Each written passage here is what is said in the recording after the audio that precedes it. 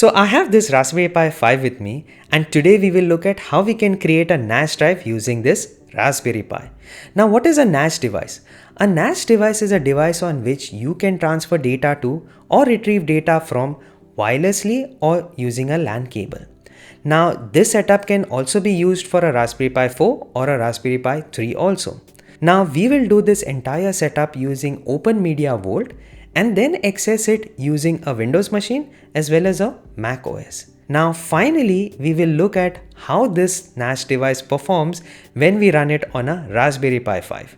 So with this, let's get started.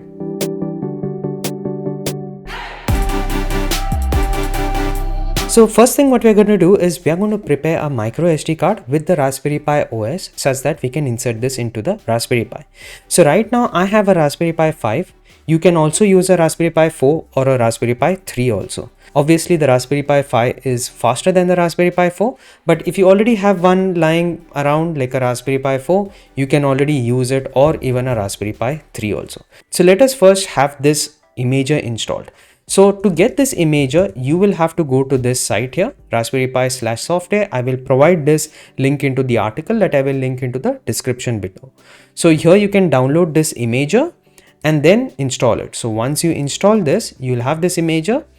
Now here you have to choose a device. So I'm going to select Raspberry Pi 5. In case you have a Raspberry Pi 4, you can select this option. Or in case of a Raspberry Pi 3, you can select this option. So let me now select Raspberry Pi 5. And then I'm going to select the OS. Now here you have to be a little bit careful. You don't have to select the desktop version here. You have to go to this Raspberry Pi OS other option, and here you will have to select Raspberry Pi OS Lite. If you select the desktop version, it will not work. So this does not have any desktop environment. It is just the OS Lite version of Raspberry Pi OS. So I'm going to select the 64-bit version. For the Raspberry Pi 4 also you can select the 64-bit version also. So let me now select this here, and then finally I'm going to select the storage. So here I'm going to select the micro SD card which I have already connected to my laptop right now. So let me select this now, and then I'm going to click on next. So now you get this OS customizations options. Now in this customization options, let's see what we have to set. So let's edit the settings. So first of all, what I have set is that the host name is going to be pi5.local. So this is the name that I have given. You can give a different name if you want. Right now I just put pi5. Then you have the username and password. So this is the username and password that will be set for you to log into the Raspberry Pi itself. Now finally here I have the Wi-Fi credentials being set up. So I have my Wi-Fi credentials here, and then in the services section you have to enable SSH. Now what is this SSH service? So this is a mechanism with which you can use a command line on your laptop to connect to another machine. So in this case, we are going to connect to our Raspberry Pi 5, but from this machine itself. We will not separately connect any keyboard or anything to this Raspberry Pi 5. So what we are going to do is we are going to enable this SSH, and along with this, I'm going to now save the settings. Now just to give you an overview what has been done, I've set the host name, the username and password, the wireless LAN option, and I have enabled SSH here. So I'm going to use password authentication, not the public key authentication, only the password authentication. So now let me save this, and I'm going to now say yes, apply this OS customizations.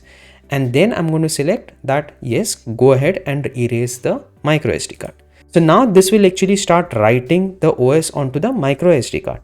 So with this, let's wait for this thing to complete right now. So now the OS is written onto the micro SD card. Let's actually remove this and connect it to our Raspberry Pi. So this is the Raspberry Pi 5 that I have right now. I'm going to insert the micro SD card right now. And now let me connect this to a power cord. So right now I've connected a power cord, and the Raspberry Pi 5 is now up and running. So now what we have to do is we are going to connect to our Raspberry Pi using the SSH mechanism. Now right now I'm using a macOS, so I'll open the terminal, but in case of a Windows system, you can open the command line window. So let me open my terminal here. So I have this terminal open. Let me increase the font such that it becomes easier for you. So now what I'm going to do is I'm going to type this command like ssh amrut@pi5.local. Now how do you form this thing? So let me actually open this. So what you have to do is you have to specify your username here. then put an @ and then put a pi5, that is the host name that you set, .local. That's all that you have to put over here, and then use the command ssh. So with this, now it will ask you, do you want to continue? I'm going to say yes, and then here I'm going to enter the password. So this is the password that you set over here right now. Okay, so let me close this window now and let's concentrate on our terminal. So first thing what we're going to do is we are going to update the packages. So for this, you're going to type this command sudo apt-get and update. So now with this, it has actually now updated all the packages. Next, what we have to do is we are going to put in this command here. So now this command that I pasted here, I will provide this entire command into the article that I will link into the description below. So you can just copy it and paste it as is. So this has a set of 3 commands. Let me scroll up a bit. So here what we have is we are installing OpenMediaVault from the official GitHub repository for OpenMediaVault. So there's an install script that we are using, and then afterwards it will download that script, make it executable, and then finally it will install it with the network options off. So with this option, that is -n, it will make sure that it does not make any changes to your network, and it will only install OpenMediaVault on your Raspberry Pi.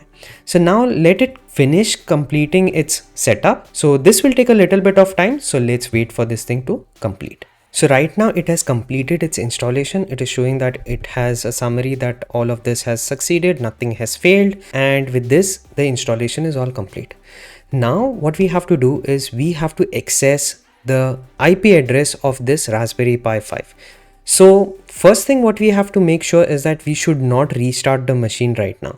That is, we should not restart the Raspberry Pi OS.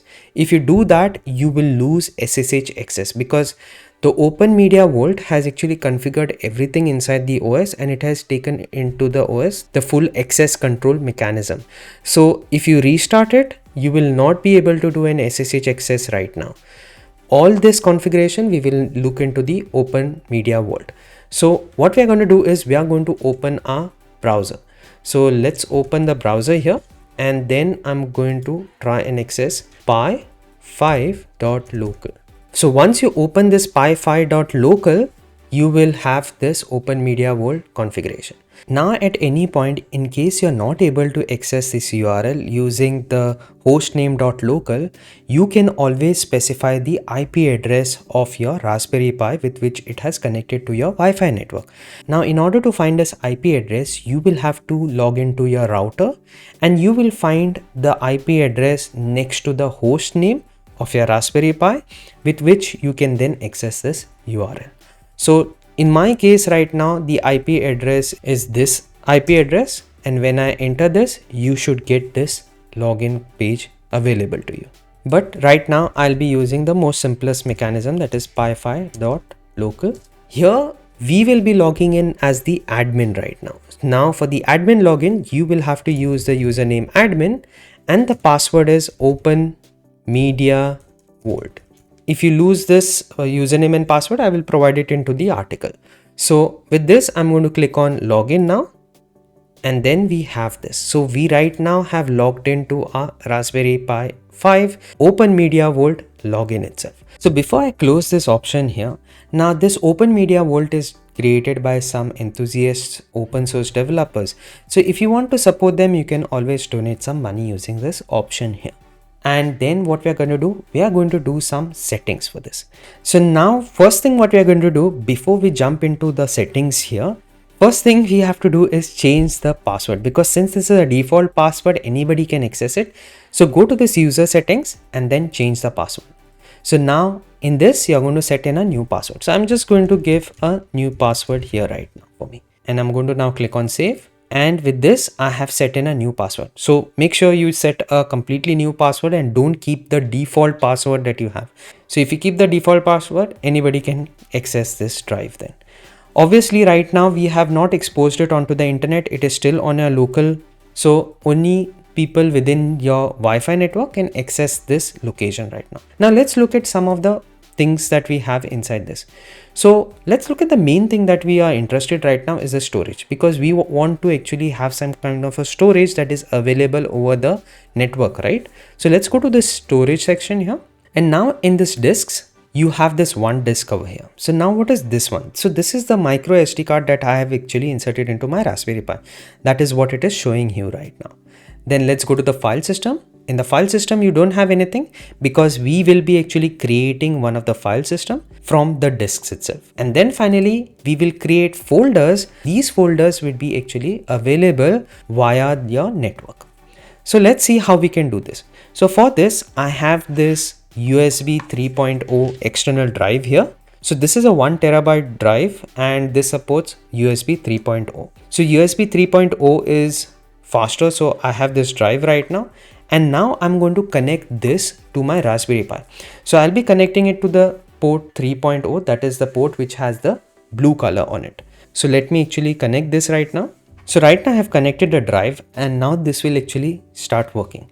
So let's go to the disk section.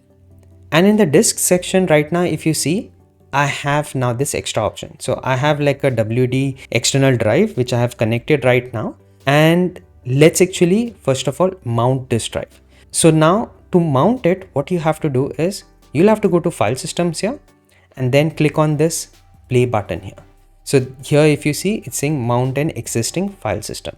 So I'm going to click on that and then going to select the drive here.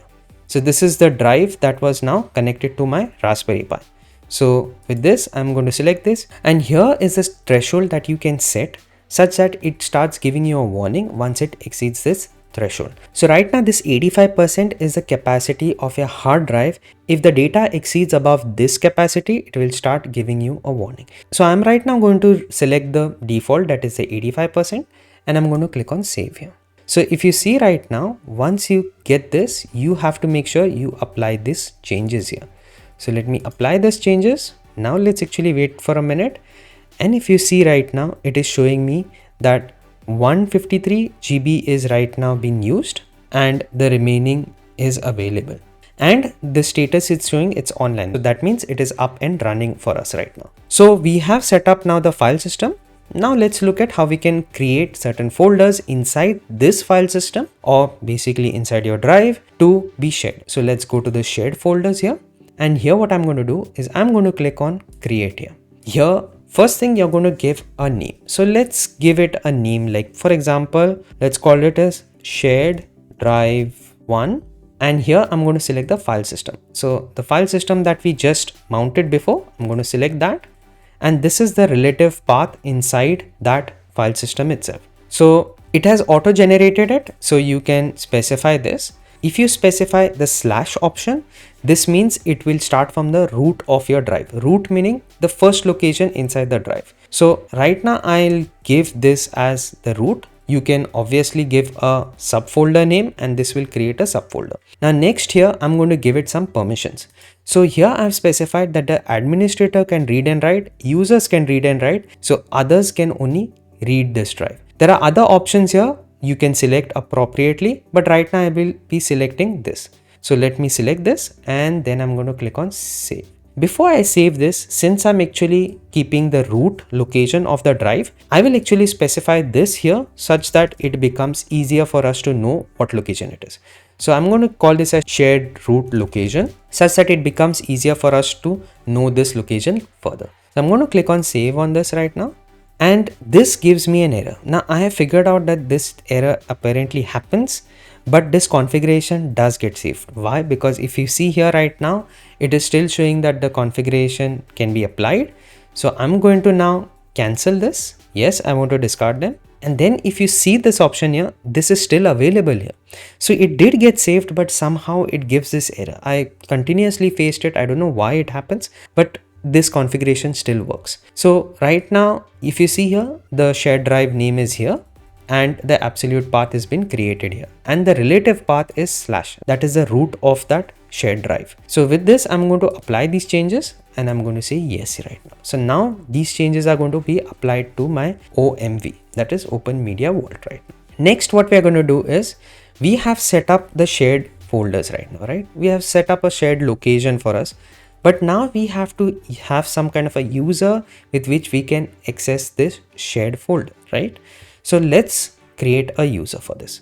So let me go to the user section and look at the users that we have. So right now we have this user Amruts, and this is the same user with which we actually created our Raspberry Pi OS. So remember, if I go back here and open this window, this is the user that we created. So this user is present here and it has a lot of permissions here. So let me create a new user.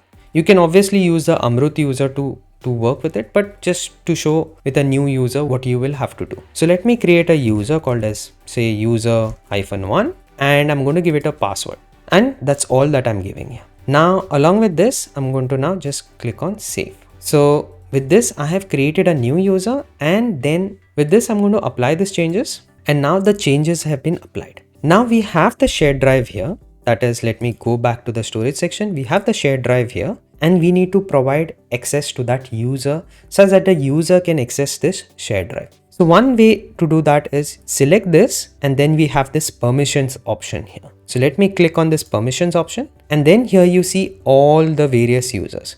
So if you see here, we have this user 1 here, and I'm going to allow read and write access to this user. So right now I'm going to select this and I'm going to say save. And now with this, I'm going to apply these changes. So while this is getting applied, what we have done till now, we have connected a disk here. So we have this external drive been connected. Then we created a file system here, and we specified what is the threshold for the capacity of the drive. And then we have finally set a shared drive here. So this is the shared drive that we will access over the network. Then what we did is we created a user, and then we provided permissions to this user. So we created this user here. We went back to our storage here. We went to the shared folders, and here we set up a permission for this user itself. So with this, we have connected the user and we have connected the shared folder. Now what we have to do is we have to allow this to be accessible over the network, right? So for this, we have this services section. So in this services section, you have quite many services. You have the SMB and you have the NFS section. You also have the SSH section. I'm going to select this SMB option, and with this you can access your drive on a Windows machine as well as on a macOS. On these machines you can both access it via SMB. There's another option that is the NFS option, that is network file system option. This can be used on a macOS as well as it can be used on a Linux server. So right now we will be setting up for Windows and Mac machine using this SMB mechanism. So let's go and do some settings here. Let me click on settings here. And here I'm going to just enable this option. I'm not going to change anything here. I'm just going to keep everything the same. Whatever default settings are there, I'm going to use the default setting. Now there are quite many granular level changes that you can make here, but we will not do that right now. We will use the default settings that are there. So we are just going to enable this service here, and then I'm going to click on save here. So with this, it's going to ask me to apply these changes. So let me apply these changes. And now what we are going to do, we created the service for SMB, right? But we need to now link our shared drive to this service. For that, you will have to go to this shares option. So let me click on that. And here I'm going to click on create. And here right now, what you will have to do, you will have to select your shared folders. So I'm going to select this right now. And if you see here, it is showing me that shared root location. So this is the one that we created, right? Remember in the shared locations over there. I'm going to select that right now. And with this, there are these other options that you can specify, whether you want to make it read only or not, you can specify this here. Now with this, I'm going to just keep it as the default option, and I'm not going to make this public. So that means only the users who have access to this shared drive will be able to access it. If you want to access this drive in a guest mode, that is without username and password, then you will have to enable this. I highly recommend not to do that. Always remember to create users, then assign those users the locations that they can access, and then allow them only to access the location using a username and password. This is just to make sure that this is kept secure. Now what I'm going to do is I'm going to save this option. So with this, right now we are going to apply this settings. So with this, we actually created the entire setup such that you can now start accessing this shared drive in your machine. Let's look at first how we can do this using the Mac OS. Now for the Windows OS, you can skip to the next chapter there. So in the Mac OS, what you will have to do, you will have to open the Finder window. So once you open the Finder window, you will have to go to this Go menu here and then connect to server. Now here what you will have to do is you will have to put in this SMB:, and the IP address of your Raspberry Pi. So I know my IP address, but you can also access it via this pi5.local, right? So let me put that pi5.local here, and I'm going to click on connect here. So now it's asking me, do you want to connect? I'm going to say connect, and then it's asking me for this username and password. So what I'm going to specify is the user that we created. So user-1, and I'm going to specify the password, and I'm going to click on connect. So now if you see, it actually opened that shared location for me. So here we have the shared root location, and now we are able to create a folder here. So let me create a new folder here, like a new folder, and we can now drag and drop or create any files and pass in any files here. There is another way that you can access this, is that you can go to this network option here, and here you'll be able to see the drives that are present which you can access. So if you click on this, you can access this drive from here also. So this is one easier mechanism with which you can connect to your drive now. This is what we saw, how we can connect this using the macOS. Now let's look at how we can do this on a Windows machine. Now on your Windows machine, what you have to do is, first of all, go to my PC, that is this PC here, and then in this network section here, so let's scroll down here, you can now map a drive. So there's this map network drive option, click on this, and here you will have to specify the folder. So what you will have to do is, you'll have to put this // and then you're going to specify pi5.local/ and then let's click on browse. So now this has found the Raspberry Pi itself. Let's open this, and then it's going to ask you for the credentials. So let me put in the user that we created, user1, and provide the password to it. So with this, I'm going to click on OK. So if you see here right now, it has opened a drive location for us. So let me select this now, and I'm going to click on OK. And then finally, I'm going to, now here you can specify if you want to reconnect at sign in or connect using different credentials, you can select this. So right now I'm going to deselect this, and I'm going to click on finish here. And now if you see, our drive is now accessible. So if I go back to this PC here, you will get to see this location here. And now you can go ahead and create a folder if you want. And then maybe open this, create a file, and there we go. So we have everything created. You can drag and drop folders into this like this, and this will start copying it to your network access storage. Now let's go back to the settings and see what we can change. So now we saw how we can access the drive on a Mac machine as well as on a Windows machine. Now, if you try to SSH back into this Raspberry Pi 5, so let me try doing that. Let me exit this, and let me try doing an SSH back again. And let me put in the password. And if you see, it will not allow you to do an SSH. It will say permission is denied. Why? Because once we install the OpenMediaVault, it actually configures all the accesses to that machine itself or to the Raspberry Pi right now, such that this is like a security feature, and everything is maintained now using OpenMediaVault itself. So to enable this SSH access, what you will have to do is, you will have to first of all go to your services here, and then go to SSH, and then first of all enable SSH. So right now it's already been enabled, but you now have to go to the user and add this SSH group to it. So let's go to the user section here, and in the user section, I'm going to now give SSH access to this user here. Now here what I'm going to do is, I'm going to click on this, and I'm going to click on edit here. Now in this edit option, in this groups, you're going to select this, and you're going to select now this _SSH. So I'm going to select this now, and then the SSH group is added to this user now.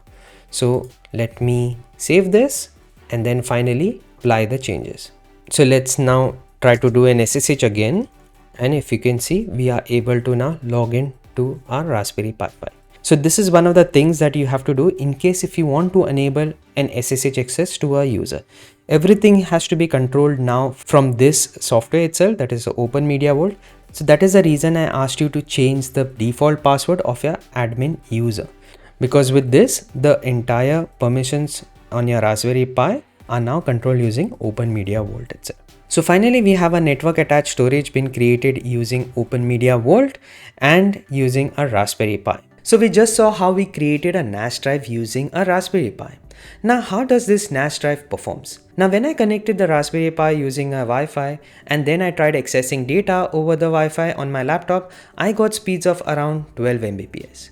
But when I connected the Raspberry Pi using a LAN cable to my router and then tried accessing it over the Wi-Fi on my laptop, I got speeds of around 40 to 45 Mbps. Now these were the performance numbers that I got by connecting the external drive to the Raspberry Pi and then using it as a NAS drive. Now in my next video, we will be looking at the comparison of a NAS drive on an NVMe drive, for which I'm currently waiting for, and an SD card and an external drive itself. So if you have any questions, let me know into the comments below, and make sure to hit that like button as well as hit that subscribe button for more such videos to come.